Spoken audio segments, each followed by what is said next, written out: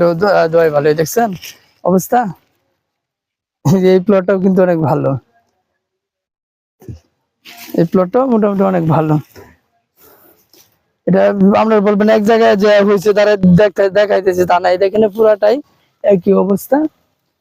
এই যে এই দেখেন, এই যে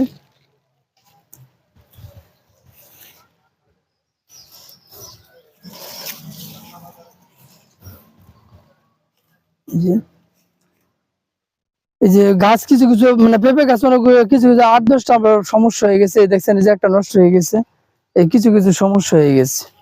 কিছু কিছু সমস্যা হবে আসলে পেঁপের এই যে এটাকে আলাদা ভাবে মানে যত্ন করতে পারছি না।